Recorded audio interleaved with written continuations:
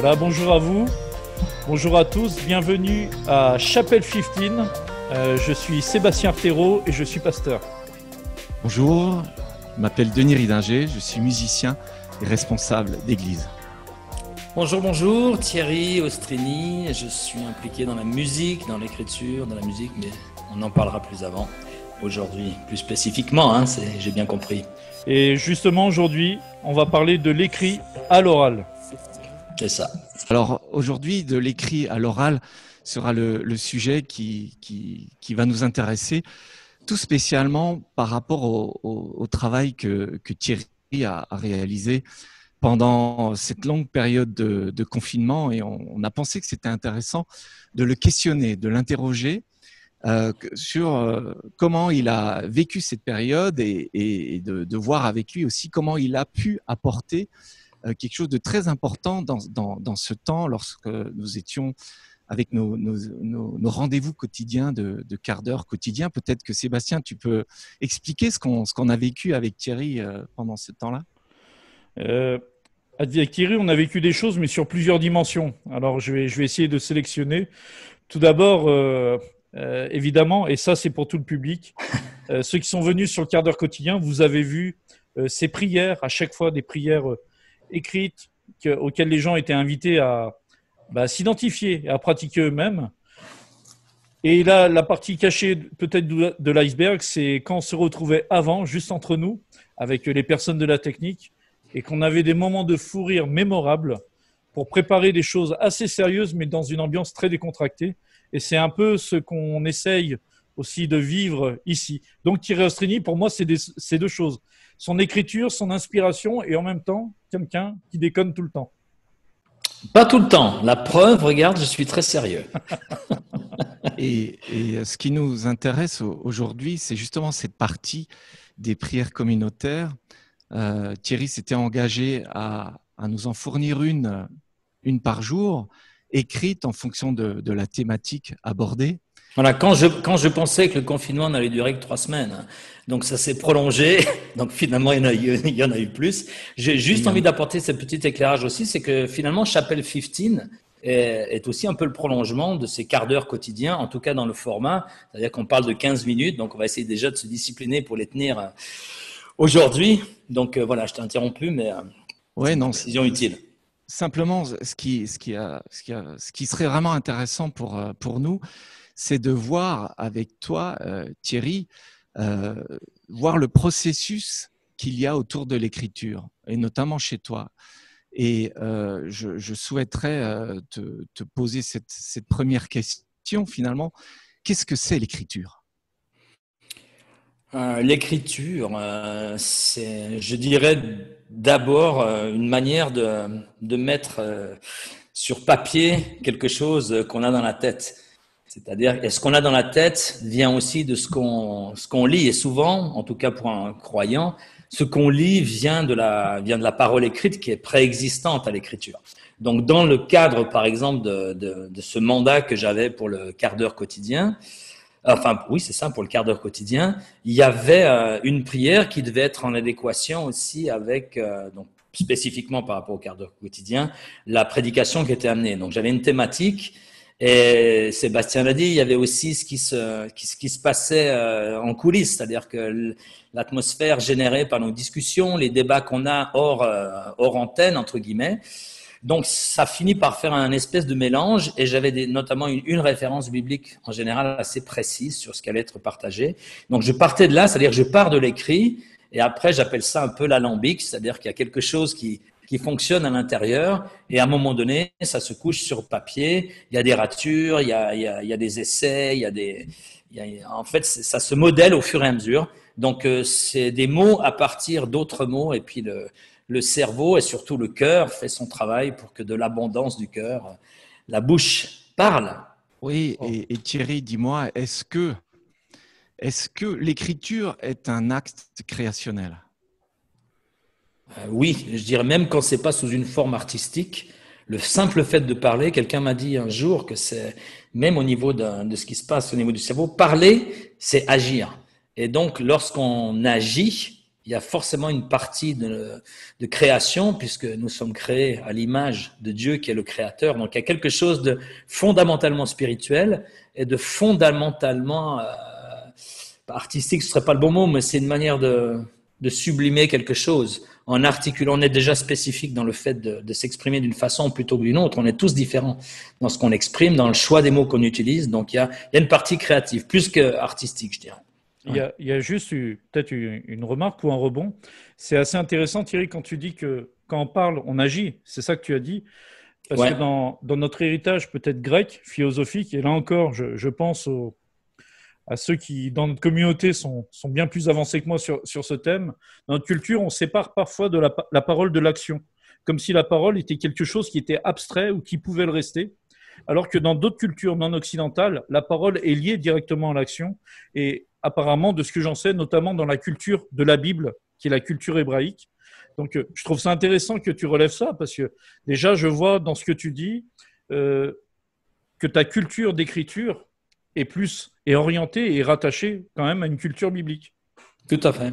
Tout à fait. Et on s'aperçoit d'ailleurs, il y a des centaines, voire des milliers de personnes qui planchent là-dessus au niveau biologique, c'est-à-dire qu'au niveau de ce qui se passe, au niveau de nos synapses, au niveau du fait de s'exprimer, c'est un acte. C'est-à-dire que ça procède du même fonctionnement que de se lever pour marcher. C'est-à-dire on pose quelque chose. Donc c'est pour ça aussi que la parole est importante dans les milieux ecclésiastiques. Parce qu'on ne peut pas parler comme ça à tort et à travers. On sait qu'il y a quelque chose dans la parole. D'ailleurs, Christ, c'est la parole faite chair. Il y a quelque chose qui s'incarne. Et quand on écrit, c'est aussi une forme d'incarnation. C'est-à-dire qu'on pose sur du papier quelque chose qui est très spirituel, enfin très invisible, très aérien en fait. Donc il y a un moment donné, quand c'est sur papier, ça va se figer. On est presque chez Mireille Dumas là quand tu te livres comme ça. Je trouve ça vraiment super. D'accord, je vais me coucher sur le canapé. Il y en a un derrière moi là. Non, ouais. C'est vraiment chouette. Mais moi, ce que j'entends là, et c'est quelque chose que peut-être on doit entendre de la part de quelqu'un qui écrit et qui compose. Tu dis c'est une incarnation qui se vit. Alors, peut-être, Denis, il y aura des choses à rajouter. J'ai juste une question. Du coup, même si tu écrivais, alors là, c'était dans le cadre de prières, parce que tu as écrit de nombreux chants. Tu n'as pas écrit que des prières, tu as fait d'autres textes dans ton parcours. Mais tu penses qu'à chaque fois, toi, tu t'es incarné dans tes textes, dans tes chants et dans tes prières. Est-ce que c'est quelque chose qui se fait automatiquement ou est-ce que ça doit être intentionnel? Comment tu vois ça? Je ne sais pas si c'est le cas chez tous. Tous ne fonctionnent pas de la même manière. Moi, j'ai été confronté à des artistes qui fonctionnent pas comme moi. Ils travaillent, c'est-à-dire qu'en fait, ils se lèvent le matin à 8 heures. Ça ne veut pas dire que je le fais pas, mais ils écrivent tous les jours un petit bout, tous les jours quelque chose. Après, ils le mettent ensemble. Moi, c'est vrai que j'ai besoin d'entrer dans la peau du personnage, entre guillemets, et entre guillemets, Christ n'est pas un personnage, c'est une personne. Donc, il faut s'approprier quelque chose. Il y a une identification à Christ. Mais j'ai aussi écrit, et je vais finir avec cet exemple-là, c'est très court, j'ai écrit des chants en me projetant dans une réalité qui n'est pas la mienne, par exemple. Donc, j'ai parlé notamment de la problématique des smartphones au niveau de ce que ça délègue dans la vie affective des gens, c'est-à-dire qu'ils vivent par écran interposé des histoires qui ressemblent à des histoires épistolaires du XVIe siècle, c'est-à-dire qu'il n'y a plus d'incarnation forcément dans des vraies rencontres avec des vrais gens, et ça m'avait perturbé. Donc je me suis mis dans la peau de quelqu'un qui serait dans ce cas de figure. Et pour écrire, j'ai dû vraiment me plonger dans quelque chose, et je suis sorti de là en me disant, mais c'est pas moi en fait. Donc il y a quand même ce travail. On voit bien, on peut répéter par exemple des versets de la Bible par cœur, sans les intégrer, ça n'aura pas la même autorité que lorsque la parole devient chair en nous et que ce soit par l'acte de l'écriture ou l'acte qu'on pose au quotidien, notre vie doit être une louange à Dieu, c'est-à-dire une incarnation de qui est Christ. Donc c'est très fondamental en fait. Oui, et Thierry, je voulais aussi te demander, dans ce travail d'écriture, notamment maintenant par rapport à ces prières, quelle était est-ce qu'il y avait une part de raison dans l'écriture? Raison sous-entendu d'intelligence. Et quelle était la part d'inspiration? En fait, tu me demandes, au bout du compte, s'il y a une part de raison et une part d'inspiration, c'est ça? Oui. Oui, c'est-à-dire qu'en l'occurrence, c'est pas il y a une espèce de transe comme ça où tout d'un coup, ça peut arriver. D'abord, moi, j'ai beaucoup d'exemples de gens qui viennent dans des ateliers d'écriture qui disent voilà, je me suis réveillé au milieu de la nuit et j'ai écrit presque sous dictée. On sent bien d'ailleurs que le livre de l'Apocalypse semble avoir été écrit entre guillemets avec cette dynamique-là, mais ça ne fait pas abstraction de la raison. C'est très construit. Donc, il y a aussi le phénomène du parler en langue dans la Bible. On ne va pas débattre là-dessus, mais c'est différentes manières de parler. Il y en a qu'on ne peut pas transcrire. Moi, je pars du principe, et surtout par rapport à un mandat comme celui qui était le mandat du quart d'heure quotidien, c'est une prière qu'il fallait faire avec un espèce de timing qui ne pouvait pas être au-delà de 25 minutes et en deçà de 30 secondes. Il y a un format qui est donné, donc ça procède de la raison, c'est-à-dire qu'il faut réfléchir à ce qu'on fait, mais si on ne fait que réfléchir, il manquera, comme tu dis, pour répondre à ta question, une forme d'inspiration. Quand on écrit, à un moment donné, on est dépassé même par le fait de l'écriture. On peut avoir l'impression d'ailleurs que c'est quelqu'un d'autre qui écrit. C'est pas pour autant que c'est quelque chose qui est de l'ordre justement où la raison n'aurait pas sa place. C'est un mélange des deux en fait. Et t'es un peu pour moi. des fois comme ces écrivains qui ont page blanche. Est-ce que ça t'arrive d'être comme ces écrivains qui ont page blanche pendant une semaine et puis à 23 heures, ils tournent dans leur lit et là, ça y est, c'est là. Et faut pas. Et c'est comme le train qui passe, faut monter dedans. Tu vis ça des fois un peu? Oui, mais je vis aussi le contraire. C'est qu'il y a des moments, je vais me lever en disant ça y est, j'ai l'inspiration, puis en fait, non. Il y a des gens aussi qui se réveillent au milieu de la nuit, tu as l'impression d'avoir une idée géniale. Donc, à tâtons comme ça, je prends mon smartphone, j'enregistre des trucs en disant faut absolument pas que je perde ça. C'est la clé de toutes les solutions à tous mes problèmes. Puis je me réveille le matin et c'est d'une banalité effarante. Mais donc, la perception qu'on a du phénomène de l'inspiration ou du phénomène de l'écriture est très subjective. Mais je pense qu'il faut être attentif. C'est comme quand on prie. Il faut être attentif parce que des fois, c'est notre propre raison, comme tu disais, Denis, ou notre propre inspiration. Alors après, faire la différence entre ce que Dieu nous dit au milieu de nos pensées à nous, de ce qu'on écrit, quelle est la part de Dieu, quelle est la part de l'homme, enfin tout ça, c'est un autre débat en fait. Oui, c'est très intéressant Thierry, ce que tu dis là. Ça fait plus de 16 Merci, ans Denis. qu'on travaille ensemble. Ça fait plus de 16 ans qu'on travaille ensemble aussi à écrire des chants. Il est acquis à la cause. Voilà, non mais clairement. C'est truqué le truc depuis le début. C'est truqué. Et en fait, j'ai toujours apprécié chez toi cette espèce de spontanéité. Alors, on a un bloc-notes.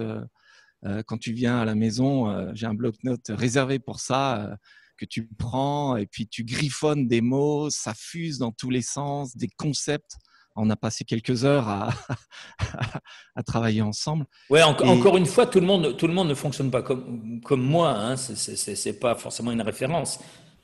Non, mais justement, c'est ça qui est intéressant. Ce qui m'intéressait là, dans cette émission aujourd'hui, c'est de voir comment toi, tu travailles, quel est ton procédé, ton processus. Alors, tu as parlé, j'ai parlé des bloc-notes où tu griffonnes des mots.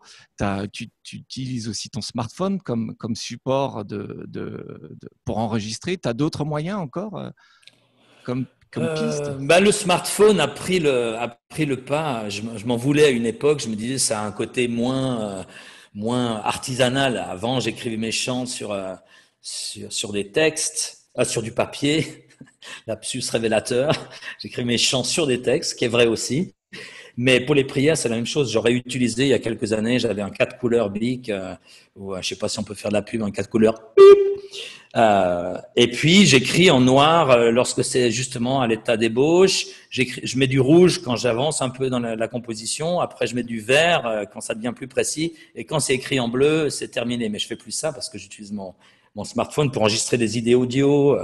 Et puis c'est phénoménal comme outil parce que je peux aller chercher des trucs dans la Bible, c'est dans le même objet. Je peux le faire n'importe où dans le train. Donc, on a eu ça d'ailleurs au niveau des prières. Il y en a qui étaient inspirés d'autres choses que le verset qu'on avait à traiter. J'ai appelé ça les prières génériques qui pouvaient apparaître sous n'importe quelle forme parce qu'elles englobaient un principe de Dieu qui pouvait cadrer sur 66 livres à peu près à tous les chapitres. Quand on parle de la grandeur du Seigneur, des choses comme ça peut aller dans Genèse jusqu'à l'Apocalypse. Ouais, sur les attributs de Dieu, c'est vrai que c'est intarissable, hein, c'est sûr. Mm-hmm.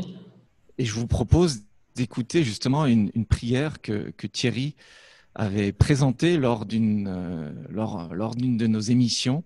Je vous propose d'écouter et de découvrir le texte.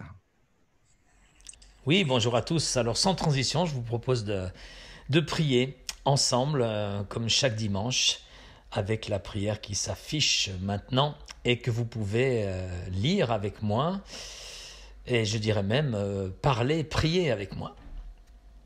Père, là où nos yeux cherchent parfois le secours des vaillants, des hommes forts, ou du nombre croissant des ressources de ce monde, le tien, ton regard, s'attache au plus petit, au singulier.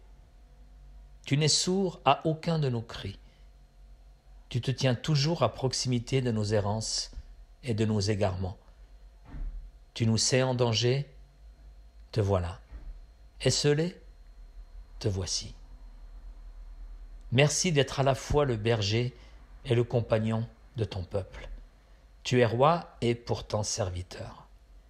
Fils de Dieu et pourtant fils de l'homme.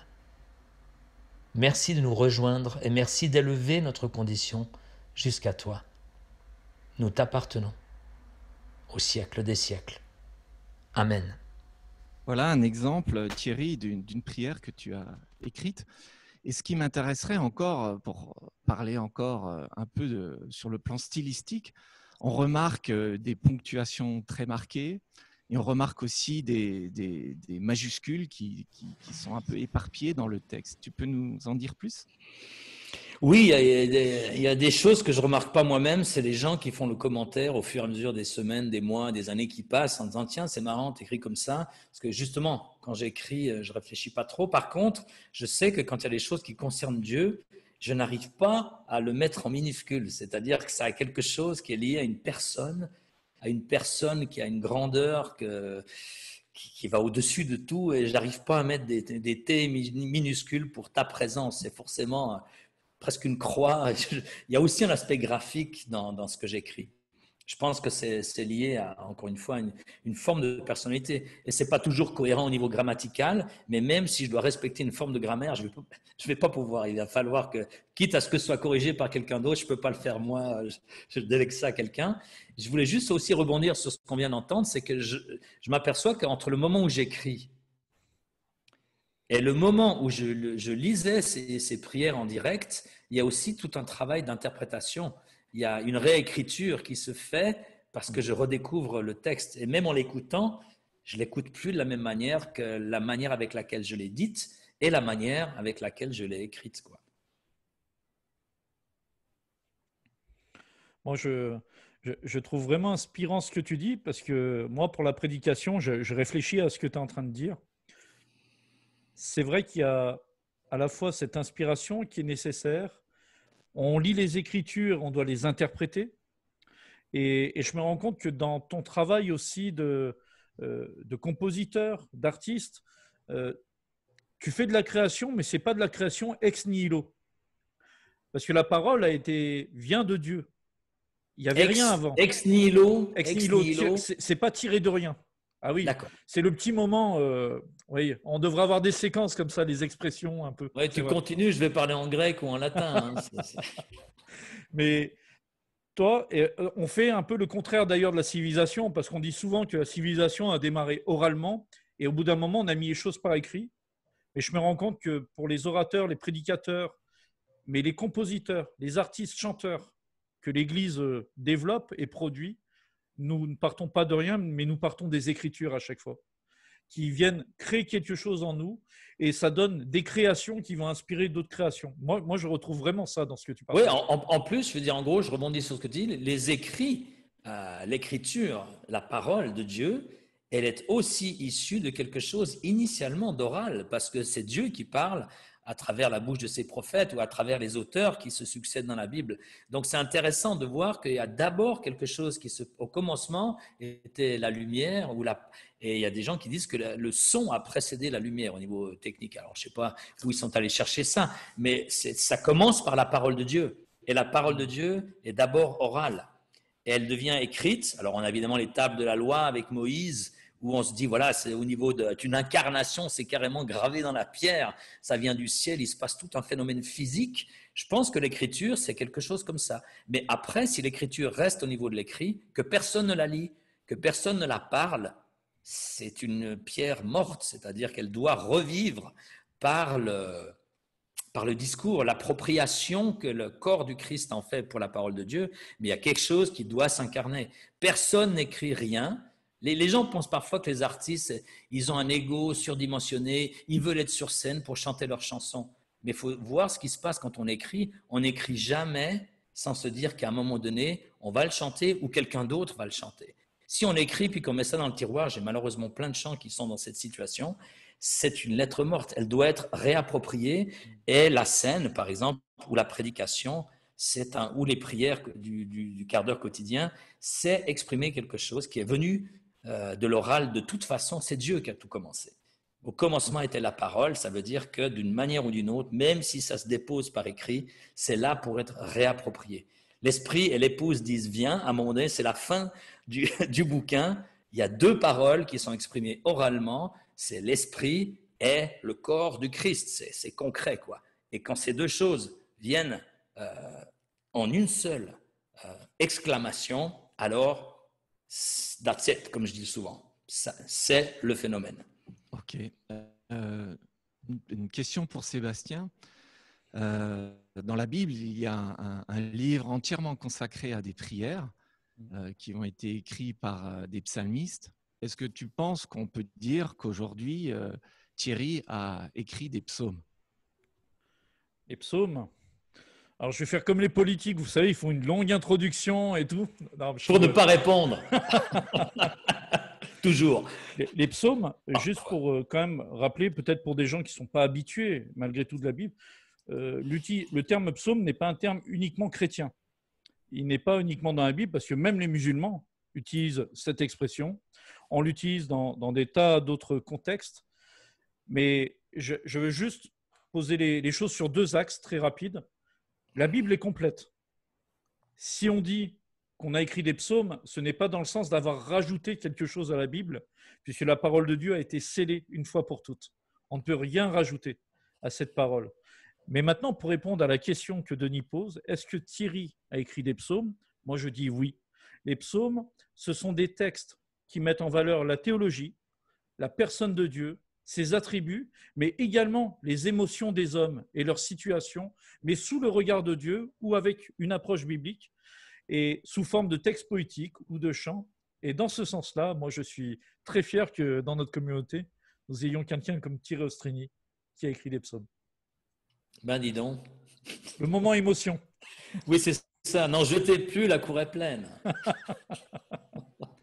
Et ce sera le Mais c'est en mot. même temps, indépendamment de mettre l'accent sur ces prières quotidiennes ou de mettre l'accent sur l'aspect artistique de l'écriture, ça nous implique tous en fait. Donc on devrait tous être très fiers les uns des autres lorsque qui que ce soit prend la parole pour exprimer quelque chose de Dieu, ce qu'on fait tous les jours.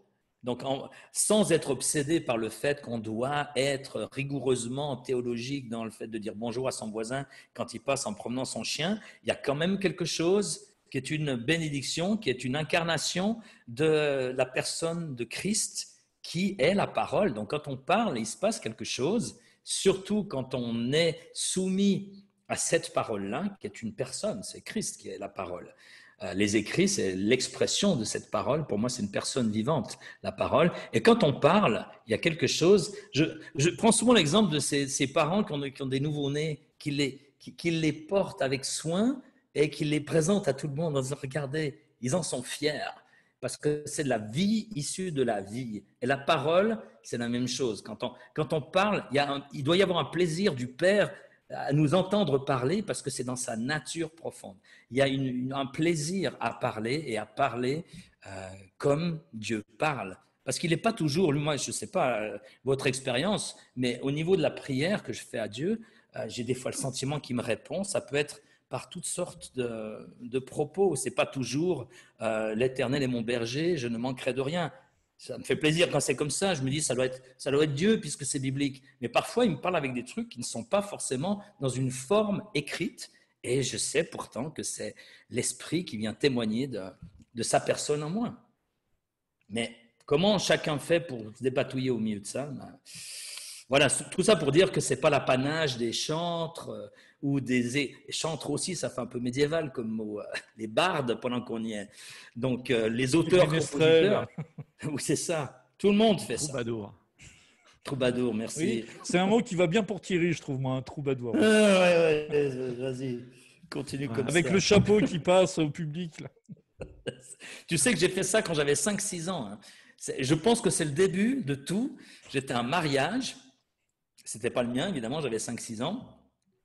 Et puis, à un moment donné, j'écoutais sans arrêt, quand j'étais chez moi, des vinyles à l'époque, des 33 tours. Et puis, arrive ce mariage. Et puis, je monte sur scène. Donc, personne ne me dit de le faire. J'ai 5-6 ans, j'étais garçon d'honneur. Je devais tenir la traîne de la mariée avec ma sœur qui était à côté de moi, qui avait 1 an de plus, hein, ce qui est toujours le cas. Et puis, à un moment donné, je monte sur scène avec tous les musiciens. Je prends le micro. Il y avait ma sœur, je la vois encore, elle était sur le balcon, elle me soufflait les textes quand j'avais un trou. Et j'ai tenu le truc pendant une demi-heure. J'ai chanté, j'avais 5-6 ans, personne ne m'a dit de le faire. Et je suis descendu de scène quand j'avais fini mon truc. Et mon père, en parlant de chapeau, avait un chapeau toujours. Il m'a dit, tiens, va passer chez les gens. Pas folle la guêpe. Ah oui. Donc j'ai eu mon premier cachet. Rien ne se perd. Rien ne se perd. Merci papa. Et ben voilà, on arrive au bout de notre émission. Merci Thierry pour ces échanges à profondeur. On a sûrement dépassé les 15. Hein.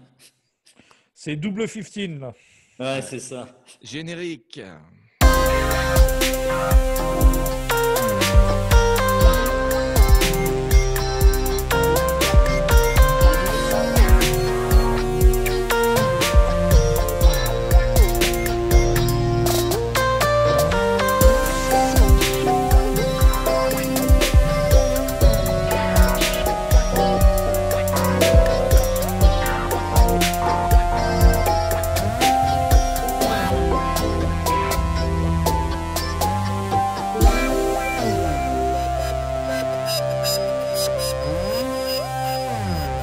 Super 15.